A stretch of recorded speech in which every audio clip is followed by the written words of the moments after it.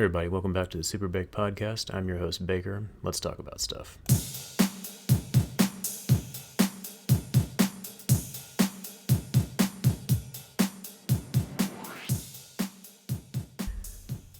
Hey everybody, welcome back to the show. So today, wanted to talk about a couple things. The first one being my thoughts on episode 4 of Rings of Power. So this episode, it does feel like it's starting to move in an interesting direction, but I do feel like I'm still kind of waiting for more interesting things to happen, and I'll kind of get into that here in a little bit. But to break the plot down as simply as I can, basically we follow more of Galadriel and Halbrand's adventure in Numenor. We see Galadriel still trying to get Numenor and the I think is it the Queen Regent? I forget the character's name, to try to help her in her journey to find Sauron. And there's actually I guess it's kind of a comical moment in there where we actually see her get thrown in jail briefly, where she basically tries to mouth off to the Queen Regent. So we see more of that. We get to see more of Elrond talking to Doran in the mines of Moria. We get to see, and something in this episode that I thought was interesting too, is we actually get an introduction into the origins of the Mithril garb, which we saw in the original Lord of the Rings trilogy, the special shirt that Frodo and Bilbo have. We see the ore in this episode that's introduced, that's basically going to become that armor in later stories. And so we get to see more of that. So that was kind of an interesting thing to see in this episode. I think for the most part, the most interesting part of this episode, at least, was definitely Arondir's story. We see him finally get to speak to the leader of the orcs, Adar, who appears to be another elf like him, and who even also speaks the same language as Arondir, who basically gives him a message to bring back to the village of people that he's protecting, who are now, I think, in the watchtower that he was guarding. So he ends up letting Arondir go. And the whole encounter between those two was fine, I guess. It just kind of seems like for the build-up to Arondir's character and to finally see the first real major antagonist in the season, it was kind of a letdown. Or I guess I shouldn't say a letdown, but it was definitely somewhat underwhelming. The actor that plays him, whose name I forget, but he was, I believe, Uncle Benjen from Game of Thrones. I mean, I think he's a fine actor. I've seen him in a couple other things. I know he was in a horror movie that was on Netflix a while back, but I mean, he seems like a fine actor, but I don't know if it's just because of the writing of this show, but it doesn't seem like he has a whole lot to do in this scene. Their back and forth with between him and Arondir is, I mean, it's fine, I guess. He does have a creepy... He has a creepy atmosphere about him, but I assume we're going to find out more about his character. And that's kind of what I meant before when I said it feels like it's building towards something bigger. We don't get to see a whole lot of him in this episode, so we don't really know what his motivations are. He's an elf, but he's helping the orcs, and he basically ordered the death of the other elves, and he's holding an elf prisoner, so I'm not quite sure I understand that. And he has this line where he basically tells Arondir, I'm not a god, at least not yet. So it definitely seems like he's got some pretty big ambitions. So I guess we'll have to wait and see how that plays out. And then the episode essentially ends with the people of Numenor essentially agreeing to accompany Galadriel, I think, to the Southlands, where Halbrand's people are, and they agree to take her on a boat, which we see the character Isildur, who agrees to go with them, along with his father, even though he tried to get kicked out of the Navy. So that whole thing, Galadriel's story in this one definitely feels much less interesting. I feel like her story has become less interesting, at least in my opinion, throughout the first 4 episodes. I feel like Arondir's is probably the most interesting, at least in this episode. Elrond's whole thing with the dwarves, I gotta say, for me personally, is probably one of the weaker elements of the show so far. I just really don't care. Other than the introduction of the Mithril that they've been mining in this episode, I didn't really care about that. Meeting Doran's wife, I mean, that was kind of comical. She's an interesting character, I guess, but other than that, I didn't really care about that whole thing. I do like the banter between Durin and Elrond. I do think the actor that plays Elrond, I think it seems like he really is trying to bring at least some emotion to this character. Um, I feel like the actress that plays Galadriel, I do feel like she has like kind of like there's definitely like there's something to her performance that I feel like there's more emotion than she's letting on. Like I can see in like the way she delivers some lines with intensity, there is some emotion there that I appreciate, but it does feel like the actor that plays Elrond does seem to be the one character who actually seems to have like some humanity to him. Like Galadriel, I like the actress that plays her, but her character, it's kind of hard to get in her corner just because she seems pretty stubborn to the every other character that she meets. So like it just seems like she's so unwilling to listen to anybody. Um and then like what was it? Like when she fights the guards in the prison and throws like 5 or 6 other guards single-handedly, even though they're all armed and she isn't, she throws them all back into the prison cell, and then the Queen Regent's like her assistant is about to pull out his blade, and then Halbrand's like, I wouldn't recommend doing that. It's like even Halbrand knows. It's like, dude, just let her go, man. Let her do what she wants. It's like even Halbrand's just kind of like, dude, I don't want to fuck with this.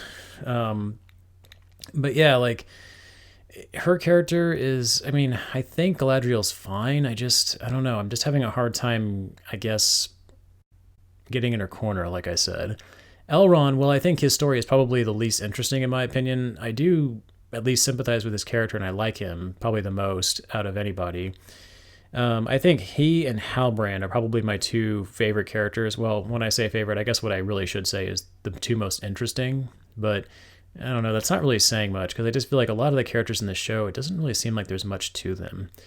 Like Arondir's character, I mean, I like his story, and I think the actor that plays him, I think he's doing a fine job with what he has to work with. I just feel like there's really nothing to his character so far. And even his romance with the woman from the village, I don't know, I just don't feel like there's a lot of chemistry between those two. We've only really had a couple scenes with them together. And at least in this episode, we do get to see him do more, which I was happy to see. Like we see him helping her son Theo escape from the village.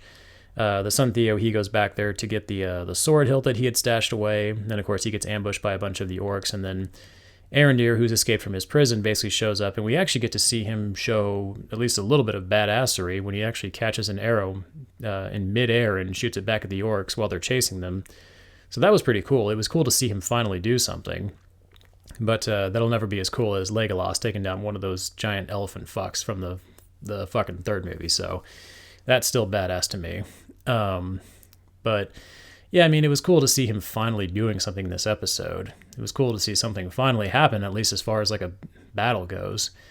But yeah, I mean, it feels like it's building towards something. Like we see the orcs tell Adar that they found whatever they were looking for. I'm not sure if they said it at one point, but they were looking for something, and they said they found it, and it was in the watchtower, which I believe they were referring to the watchtower that Arondir was guarding. So yeah, so it feels like the everything's in motion, building towards a big, climactic battle. And 4 episodes in, I'm not sure how long the season's supposed to be. I'm not sure if it's supposed to be 8 episodes or 10, but I'm almost halfway through regardless. And yeah, so far it just doesn't feel like a whole lot's been happening. And in this episode, I was actually kind of surprised. The Harfoots are not in it at all, so we didn't get to see any of Nori or the Stranger. So I was a little bit surprised by that. But honestly, I think it was kind of a nice change of pace. It was nice to kind of stick to just a couple story segments and not get too divided up. I think sometimes this show kind of goes the same route as Game of Thrones, where it's trying to keep track of too many characters. And, with the introduction of Isildur's character, sometimes it can be a little distracting with how many different plot points are going on. I think Game of Thrones, at least in the earlier seasons, did a pretty good job balancing that. This show, I'm not so sure. So yeah, I'm trying to be patient. I'm trying to give the show the benefit of the doubt. I know it's obviously got plans. I know it's moving towards something bigger. I guess I'm getting a little bit impatient. Like I just kind of want something to happen, but I'm trying to reserve judgment at least until I've seen the entire season, and then probably take some time just to kind of absorb it and just consider everything that was happening before I make any, final decisions on whether or not I like it as a whole. As of right now, I would just say it's fine. Nothing about it is really wowing me. And even the special effects, I gotta say, in this episode, I was not that impressed with them. I like the look of the orcs. I like their design. Like I like how they wear the skulls for like helmets. That's a cool little interesting design, like a bunch of cubones running around. But I noticed like the CGI on like the wolf creature, the warg, it was kind of bad, honestly. Like I kind of know just watching it, just like I was not very impressed with it at all. Like I felt like the special effects for wargs in like the two towers when we first see them looks better than what we see here, which is really not. It's kind of bad. It's like 20-year difference, and the CGI in this movie doesn't look quite as good as those from the two towers. So I don't know what that says, but it's kind of sad though when you consider the budget for this movie or for this show, like $1 billion for the entire season. But yeah, I mean, so far, I guess the biggest problem is, like I said before, Elrond and Halbrand are probably the two characters that I find the most interesting, but there really is no singular character that I find myself rooting for more than anyone else in particular. They're all just kind of fine, and I think that's the biggest problem with this show is it's just kind of fine. I think the biggest problem with this show, at least for me personally, is that it's not bad, but nothing about it so far has been particularly great either. It's just been sort of middle of the road okay, with some moments of, kind of cool action or dialogue or exposition, and then some moments of, that wasn't that great, like the warg special effects, that CGI and stuff like that. But for the most part, it's just kind of been middle of the road for me. And honestly, in this day and age, I almost feel like something being just kind of okay is almost worse than it being bad. Because at least if something's bad, at least you have something maybe to laugh about, something to make fun of and enjoy about it. But when something's just average, it almost kind of feels like there's not a lot of reason to keep watching or to come back to it, for a second viewing. But like I said, I think from what I've been seeing online from other reviews, it sounds like things are going to start picking up in the next episode onwards. So hopefully maybe we'll get to some more battles that Lord of the Rings is known for. Hopefully we'll get to see more of these characters fleshed out and get to see some of their motivations, like Adar, Halbrand. Maybe get to see Galadriel maybe in her element on the battlefield, because it seems like that's where her character is most at home. So maybe that's why she hasn't been particularly interesting, especially in moments where she's supposed to be more... take on more of a political or negotiating role. So I'm not sure. But yeah, regardless, like I said, this episode, I would just say it's pretty good, but nothing about it's really blowing me away. So I will wait and see how the next episode is, and of course give my updates and thoughts on that. So next I wanted to talk about the new Hellraiser movie that premiered on Hulu on October 7th. So before I go into this movie, I just want to give a little bit of background, my background with the Hellraiser franchise. So I've only seen the first two Hellraiser films, the original one from 1987, and then the sequel from, I think, 88 that came out the following year, Hellbound, Hellraiser 2. I mean, I liked those movies. I was never a huge fan of the Hellraiser series, to be perfectly honest. I definitely can understand their status as a cult classic and the following they've gotten, mainly because of the iconic Pinhead character played by Doug Bradley in the original. It's been a long time since I've seen those two movies, though. I feel like I've seen the first Hellraiser a few times, and I think I've only seen Hellraiser 2 maybe 2 or 3 times possibly, but it's been years since I've seen them. But I remember enough about them that I know what happens in there. I never saw any of the other sequels. I saw bits and pieces of, I think it was Bloodline, which is the one where they basically are in space. Pretty bad from what I remember. But beyond that, yeah, my experience with the Hellraiser franchise is pretty limited. But I mean, I like the first two movies just fine. So while I talk about this movie, I'm probably going to be comparing it to those first two films. Just kind of a heads up on that. So if there's anything in the other sequels or the subsequent films that I miss or that is pertinent to this, my apologies, just talking about what I know here. So let's just go over the plot just briefly for the new Hellraiser film. So based on the Hellraiser franchise, of course, based on the novel, The Hellbound Heart by Clive Barker. So the new Hellraiser, surprisingly enough to me, was is neither a remake nor a reboot or a sequel, but it's more of a reimagining of the original story with completely new characters. The plot follows a young woman named Riley who suffers from drug addiction. She discovers a mysterious puzzle box, and when she solves it, she unwillingly unleashes the Cenobites, a group of demonic humanoids who find great delight in various and gruesome forms of torture. Riley discovers that anyone who solves the puzzle box is cut by a hidden blade and then marked as the next victims of the Cenobites. So she must find a way to stop the Cenobites before they can drag her and her friends to hell for an eternity of bloody torment. And of course, as always, I'm going to be going over the plot of this movie in pretty great detail, so if you haven't seen it yet, just consider this your warning. So I'm just going to give my overall thoughts before I kind of go into more details about the plot and some of the things about the movie that stuck out to me. But my overall opinion of it, or just briefly my overall opinion, is it's good. It's not particularly amazing, but I definitely liked it a lot more than I was expecting. It definitely surprised me in a lot of good ways. And I'll kind of go into some of the things about it that I liked, like some of the things about it that I particularly enjoyed. Number one, I just want to talk about the acting, just briefly.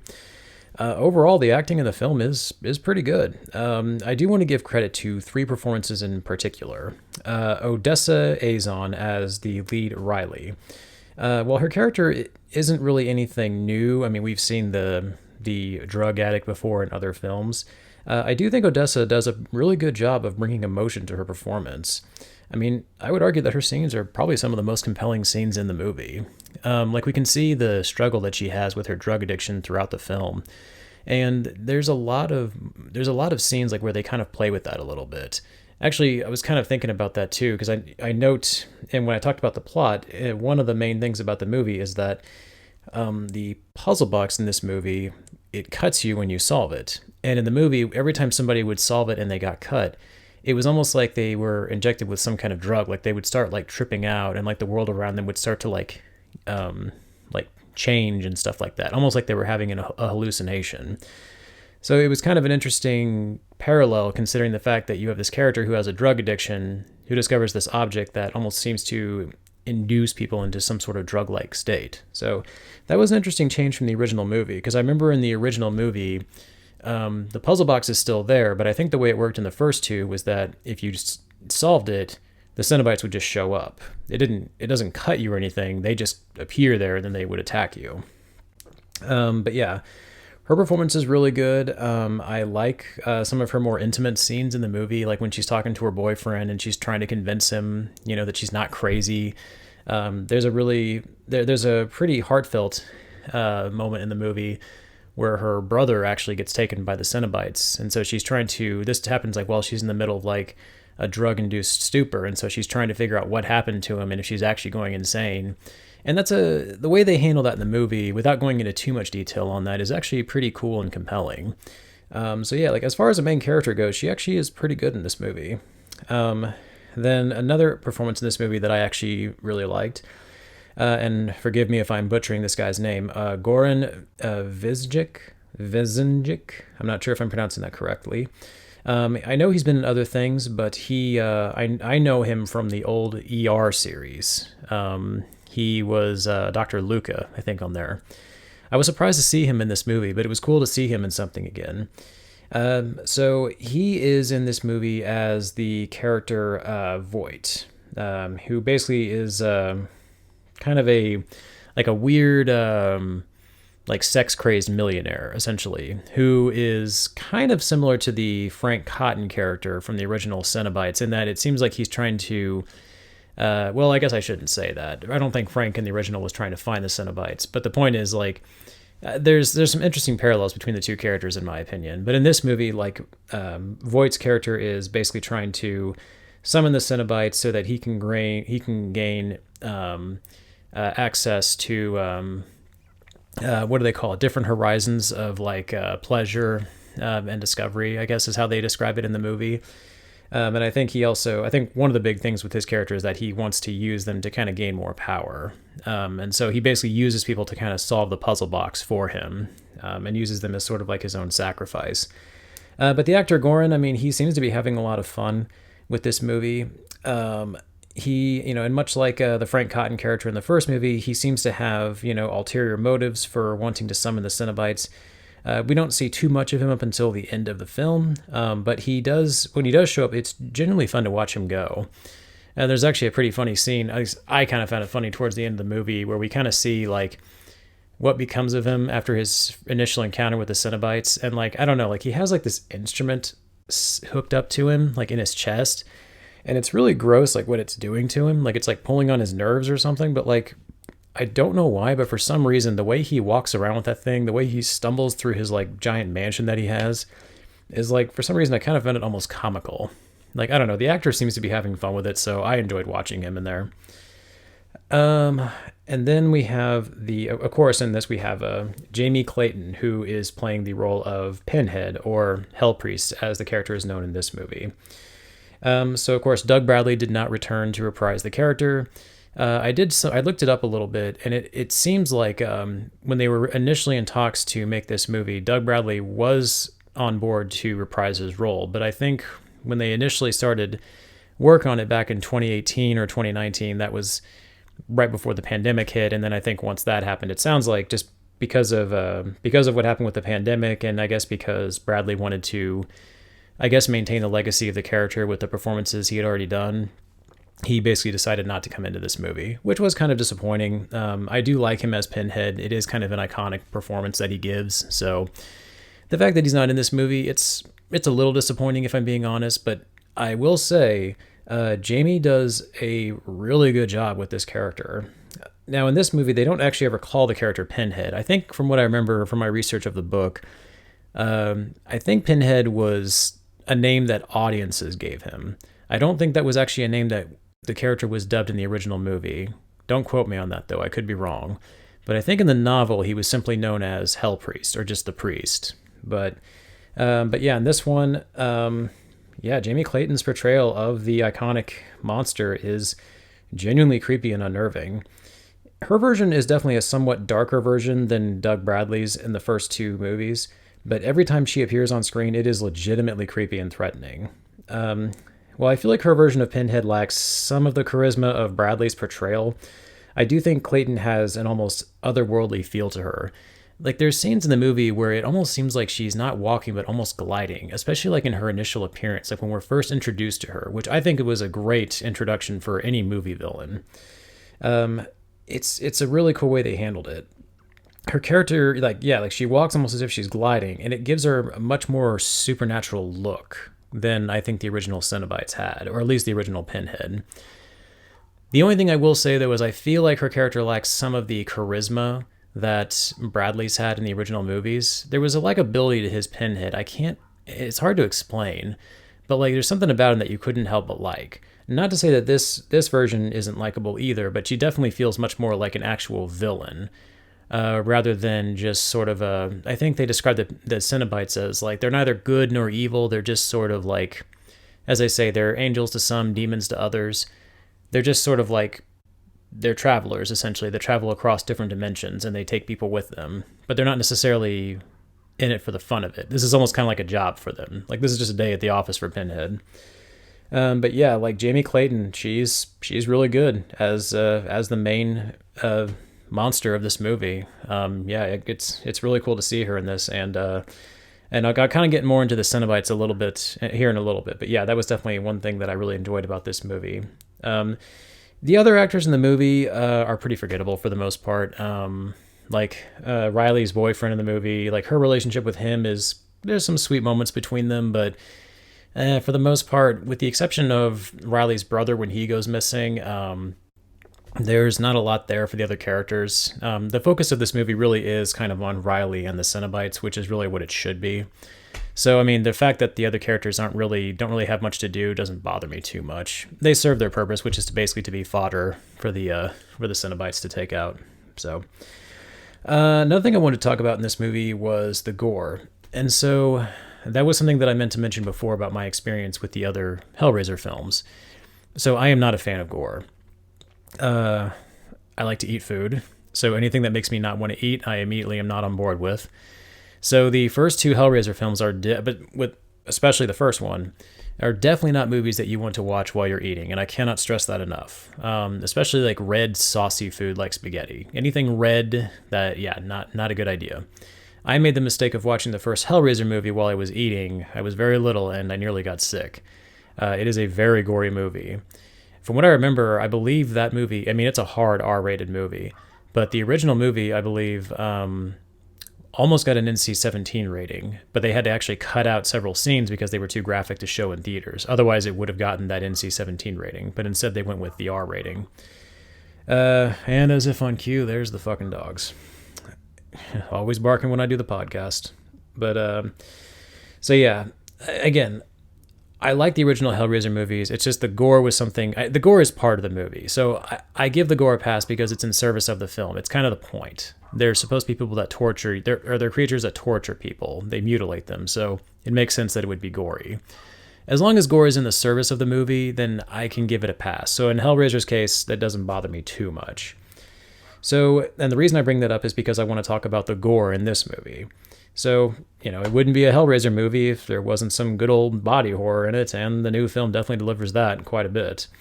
I will say, though, the gore in this movie definitely feels a lot more timid, I guess would be a good way to put it, when compared to the older films, particularly the first one, like I said before.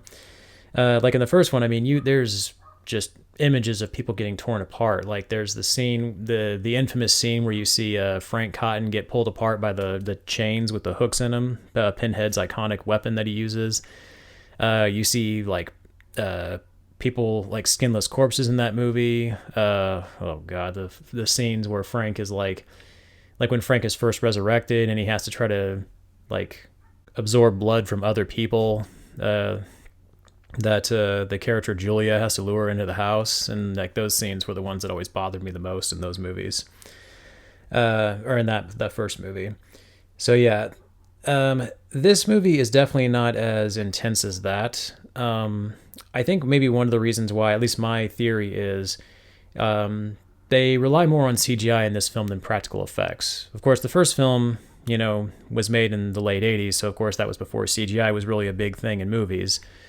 So, of course, they had to use, practical effects for that film, and they're really good. I mean, they hold up even today. They look pretty impressive. Like the scene in the first film where Frank first resurrects out of the floorboards, even to this day, still looks pretty damn good.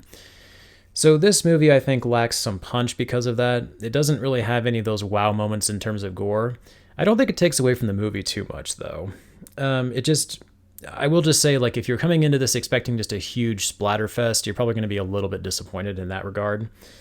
There is a scene in the movie where you do actually get to see a flayed body, which I kind of thought was maybe kind of a callback to Frank Cotton's character from the first movie.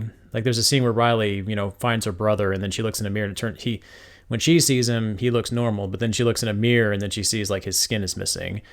Then it's a very brief but very gross scene. I kind of thought like, I wonder if that was a callback to the first one. I feel like there's little tiny like nuggets in this movie, like where it feels like they're kind of doing like little tiny like wink winks to the audience about like, oh, remember this from the first movie? And then let me see.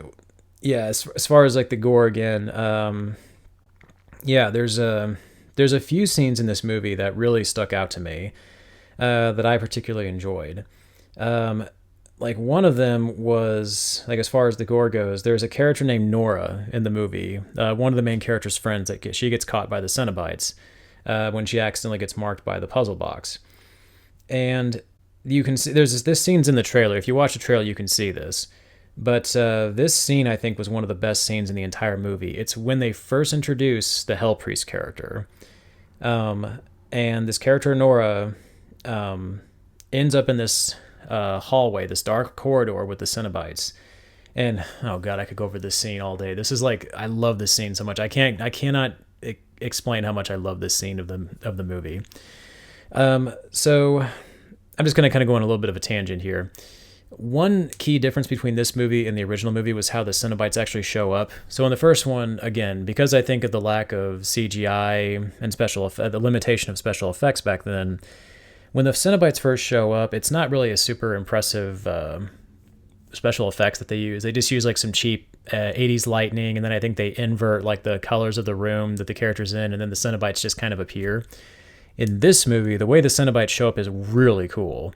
Their version, like wherever they're from, I think it's Hell, the dimension that they're from called Hell. Whenever a character is marked and the Cenobites start showing up to come after them, the world around the character starts to actually shift. So like the walls around them actually like will move away from them, and then new walls will appear, the walls of like this of the dimension the Cenobites are from. And the way it's done in the movie, it's very trippy, and it's really cool and effective, and it's really genuinely creepy in some scenes. And there's this character, Nora, and probably one of the goriest scenes of the movie. She's in the van with her friends, and we see in this scene, like, even though she's in the back of the van and her friends are right there, they have no idea that the Cenobites are coming for her. And she sees her friends from her perspective. It looks like her friends are moving far away from her, almost as if down like a dark corridor. And then they just kind of disappear. And then suddenly the Cenobites show up. And that's when you see the chain show up, and then Pinhead walks in on her. And like it's such a fucking cool scene. I don't want to give away too much of it. I almost kind of feel like maybe I gave away too much right there, but like I'm just going to leave it at that. Like watch the movie if for nothing else for this scene. This scene is so it's so brutal. And then when you see just what the Cenobites do to her, it's like I genuinely felt sorry for this character. I don't say that too often in a lot of horror films, just because the characters in scary movies are usually dumbasses who almost are begging to get killed. But man, this was like one character death where I was like, oh my God, I feel bad for this girl. But yeah, I'm going to leave it at that though. So another thing I want to talk about in this movie are the Cenobites themselves, and kind of the differences between them and this movie and the Cenobites from the originals. So the Cenobites in this movie, for the most part, at least in my opinion, are more threatening than they were in the past films. There's two returning Cenobites in this one, of course, Pinhead, and then of course for anybody who might be familiar with the original movies, Chatterer, the Cenobite that has no eyes on his face, and his teeth are always like chattering together, hence the name. All the other Cenobites look like they're just basically brand new designs. And yeah, like in this movie, like they don't fuck around. I remember in the first movie, that was kind of one of the things about the Cenobites, was they were disturbing looking, but I remember even in the first movie, they didn't really scare me, because except for Pinhead, it didn't really seem like they did much. Like it seemed like they would just kind of walk around and look intimidating, but I remember at the end of the movie, they all got taken out pretty quickly. It's been a long time since I've seen them, but I swear to God, I feel like one of them dies because like a beam falls on his head or something, like some Looney Tunes style shit. And I just remember even as a kid, I kind of laughed at that. Like, are you serious? These are fucking like demons. Like, how are they getting killed by this thing? Like a fucking board fell on them. In this movie, like they genuinely feel creepier. Like there's scenes in the movie, like especially towards the end, like when they go to like this big mansion, and you see like the world around the characters kind of shifting around as the Cenobites start emerging out of hell, and they just slowly start stalking after the characters. And it's like really fucking creepy to watch, just the way they slowly walk after them. And then one thing in this movie that I really liked is that the Cenobite Chatterer, he actually does something in this movie. I remember in the only two other movies that I've ever seen that character in, he doesn't really do anything. He just kind of stands there and just looks kind of intimidating, but doesn't really do much. In this movie, he actually has a pretty gruesome scene in which he attacks one of the characters, and it's hard to watch. Like he bites this one character on the arm, and it's painful to see for sure. But that was cool. It was cool to actually see this character have something to do. I mean, he's kind of an iconic character too from the original movie, and so they actually gave him stuff. So that was awesome. And honestly, I'm going to say like this movie is definitely at its best whenever the Cenobites are on screen. That is, I think, when this movie is at its absolute best. They're not overused. I think they're in just enough of the film that you don't get tired of them. But that's the thing, though. And this is going to be where I'm going to kind of get into some of the negative aspects of the film. Whenever the Cenobites aren't around, and whenever the film chooses to focus more on Riley and her trying to explain the situation to her friends, I do feel like that's when the movie takes a serious, it starts to go downhill pretty quickly. Whenever creepy, gory, scary things aren't happening in the movie, it's definitely nowhere near as interesting. So that's definitely going to be one aspect about it, or one negative aspect that I'm going to just get right off the bat. As far as like other negatives for this movie go too, like I said, with the exception of maybe the main character and the villain, Voight, nobody in this movie is particularly interesting. I mean, outside of the Cenobites. Like, there's just not a whole lot else there to really grab onto. There's really no other characters to really gravitate towards. You kind of root for the main character, even though you kind of know where it's going. So, yeah, I guess that's kind of another negative aspect of this film, I guess. It's just that there really doesn't seem to be much in the way of character in this movie or character development. It's a scary movie, so I'm going to give it a slight pass for that. I really usually watch those movies more for the scares than anything else. But, yeah, I guess that's good. If I had to... if I had to get to specific, I'd probably say that that's definitely another negative aspect of this movie. As far as any other negatives go, I guess I would say that, while I do like the Cenobites in this movie, and I do like that they are, for the most part, creepier than they were in the original films, again, personality-wise, I feel like they lack a little bit of personality in this one. That was one thing I am going to give credit to the original movies, and this could be simply because I saw the originals first, so maybe I'm a little bit biased towards them. But the Cenobites in there, particularly Pinhead, seem to have more, personality to them, which kind of made them a little bit more likable and more memorable. In this one, they're definitely creepy, and I love the scenes with them. It just would have been nice if they could have just had a little bit more personality to them, particularly like with the main one, Pinhead. It would have been cool if we could have seen that character just maybe interact a little bit more with the human characters. They don't necessarily have to have like a sense of humor or anything like that, but it would have been cool if we could have just seen this version of Pinhead, maybe just, I don't know, just get a little bit more of like who they are and I guess maybe like some background behind them. We kind of got more of that in like the original two movies, particularly the sequel, Hellbound, where we find out more about Pinhead's past. Kind of a nitpick there, but just, I don't know, something I would have liked from it. But yeah, overall, I mean, those are really the only negatives I have to say about this movie. And then to kind of get into my overall thoughts, I would say this is definitely a worthy entry into the Hellraiser series. I was pleasantly surprised to learn that this was not a remake or a reboot, but rather a complete reimagining of the old story and characters. While it does borrow some elements from the other movies, this is very much its own story. The new Pinhead and Cenobites are genuinely creepy and threatening. They offer up decent, scary atmosphere and gory deaths as well. The main characters, like I said before, aren't particularly interesting, with the exception of the three mentioned earlier. The plot is also pretty basic, with little of note happening outside of the main conflict with the Cenobites. I didn't mention this before, but there's also and there's one scene in the movie where there's kind of a betrayal in the third act, and it feels somewhat cliche and overdone. I kind of found myself rolling my eyes thinking oh my God, did they really do that? Okay. But overall, I liked this movie a lot more than I was expecting. It's not quite as gory as the 1987 film, but I think that helps make this a good starting point if you've never watched any of the older movies, and maybe you're a little apprehensive to jump in because, like me, maybe you're a little bit squeamish. I think this is kind of an easier introduction into this kind of movie. This isn't going to give you nightmares. I never found the Hellraiser series, if I'm being honest, I never found Hellraiser to be that scary. It was more about creepy imagery and body horror than actual legitimate scares, at least in my opinion. But, it's a good fun flick to watch, and especially for Halloween coming out, I think it's good timing. So I would definitely recommend it for sure. I would say just make sure you're not eating anything when you watch this. Even though it's not as gory as the first two films, it's still pretty gory, and you're definitely going to see people getting fucked up. But anyways, yeah, check it out and let me know for yourself what you guys thought of it. All right, everybody, I think that's going to be it for today's episode. A little bit longer than usual. This might be my longest episode that I've done in a while. But once again, I am on Anchor, Spotify, and YouTube. Feel free to like and subscribe, and I'll catch you all next time. Later.